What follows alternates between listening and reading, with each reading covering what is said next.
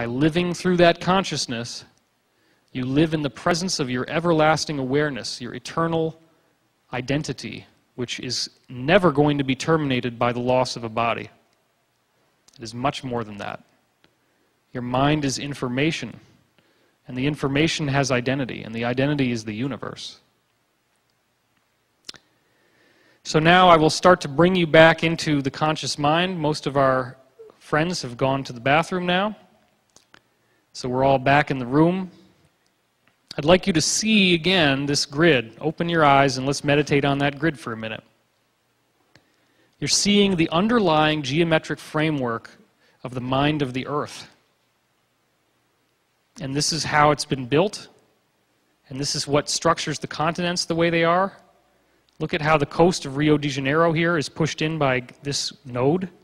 Look at how the whole shape of South America is defined by the lines that surround it. There's many, many examples of this. This is the stretching pattern that the earth makes as it expands. You can see island chains that are part of circles. Here's another island chain that's part of a larger circle. Just connect those nodes together. Look at the 2 points in the middle. It looks like cell mitosis. That's not an accident. Oh, really? Well, that's interesting. I was just informed that there was a UFO sighting right outside the building at the time that the cell phone went off. Believe it or not, but that's pretty cool. Well, thank you guys for showing up. Actually, there's a whole bunch of them on the ceiling here. Cool. All right. Hopefully you're a little bit less hypnotized now, and we'll get back into enough of a thinking mind that you can follow me. Can we prove the ancient sites harnessed usable energy? The Russian pyramids research holds the key. The Russians, after the fall of the Iron Curtain, had all of their military-industrial complex, all of their infrastructure, and they had the laboratories available to be able to build pyramids and study what they would do, and that's what they did. Here are actual photographs of the Russian pyramids. Check this out. These are enormous. These are little bitty, those little dots down there, those are people. Okay? So look at that. Look at the size of that thing. Here's somebody posing in front of it. Here's what it looks like on the inside. It's made of PVC plastic pipes with a fiberglass facing. Sometimes they were built near oil fields, as you can see here. Sometimes they were built out in the countryside. That's a smaller one. Here he is posing in front of it. Now, some very, very strange things happened when they did this. If they built one over an oil well, it would become 25% more productive, and the oil that came out was 25% purer. It would make poisonous chemicals no longer poisonous to the body. They would become safe enough that you could dump it on your skin or drink it and you were fine. I do not recommend that you try this. Okay? But that's what they said they found. Diseases would be cured, even cancer. It's an energetic phenomenon. They had white underbred mice, and they injected them with a toxin that would normally destroy them.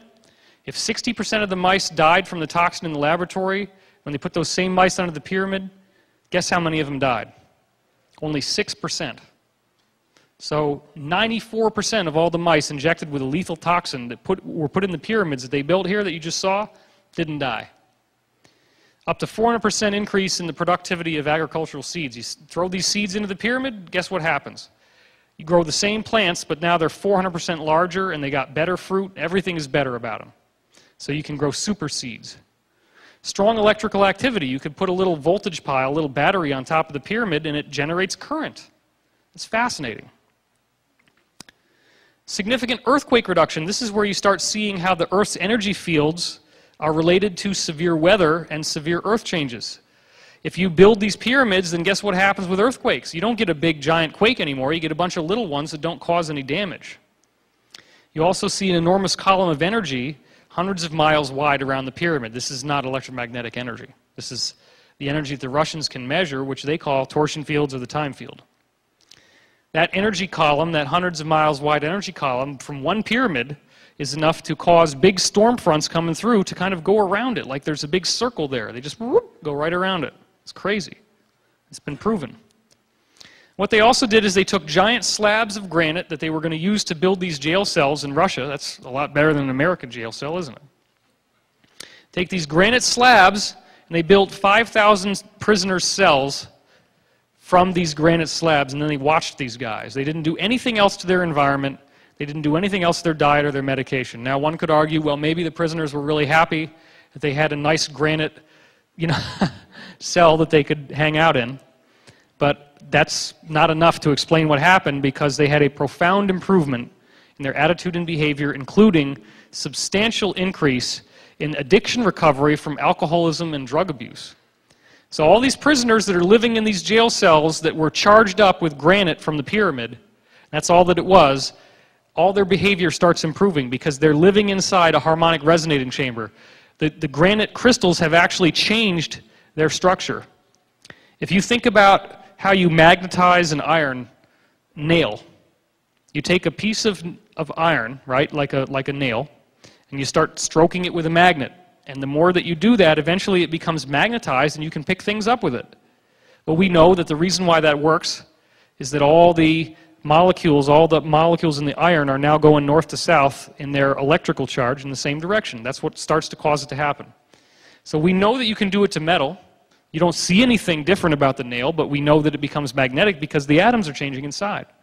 The pyramid does the same thing to crystal. You put the granite crystals inside, the crystals change.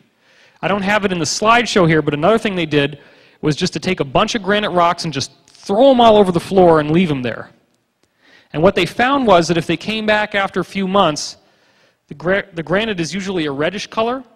They came back after a few months and there were rings in the rocks that they just thrown on the ground, and the rings were whitish. The granite changed color. It actually changed from a reddish color to a whitish color in a ring. That's how much these fields change crystals and their actual structure.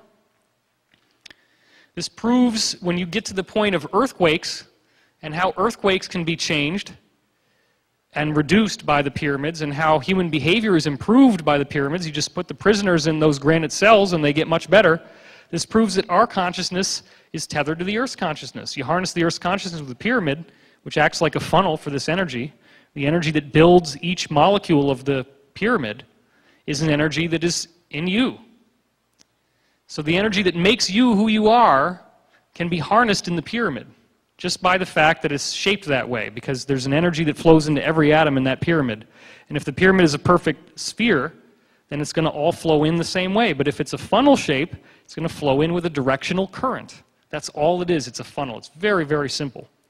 This proves a connection between our consciousness and earthquakes, a connection between our consciousness and severe weather, a strong likelihood that our consciousness is directly affecting the Earth. That's a very important point. Of course, the greatest pyramid of all is, not surprisingly, called the Great Pyramid. And we know that when you go inside the Great Pyramid, they have this sarcophagus that you lie in.